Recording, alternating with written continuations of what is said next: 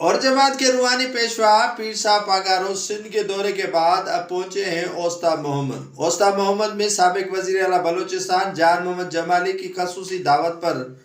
وہاں پہنچے اور میڈیا سے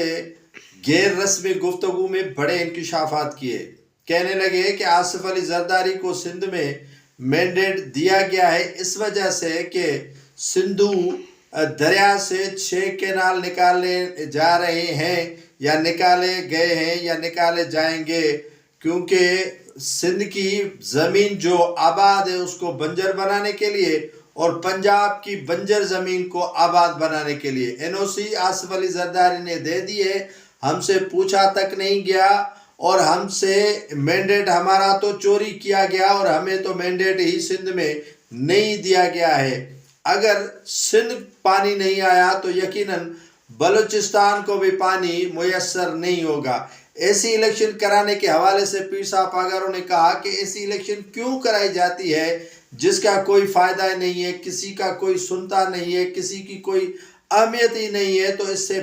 اچھا ہے کہ مجلس شورا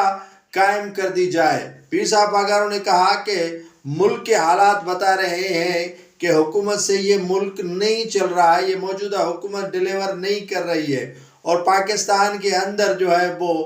کوئی بھی ٹھہراؤ نہیں ہے، کوئی بھی اسٹیبلٹی نہیں ہے اور اسٹیبلشمنٹ جو چاہتی ہے وہ کرتی ہے اور جس کو چاہتی ہے اقتدار دیتی ہے اور جس سے چاہتی ہے اقتدار چھین لیتی ہے۔ ہم بھی جو ہے وہ کوشش کر رہے ہیں کہ پاکستان کو ملا کر چلیں اور افواج پاکستان کو جو ہے وہ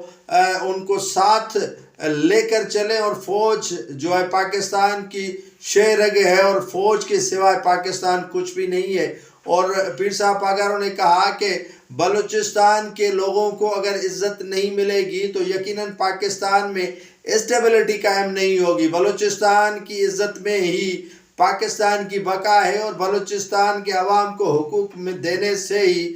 پاکستان کی بہتری اور پاکستان میں امن قائم ہو سکتا ہے۔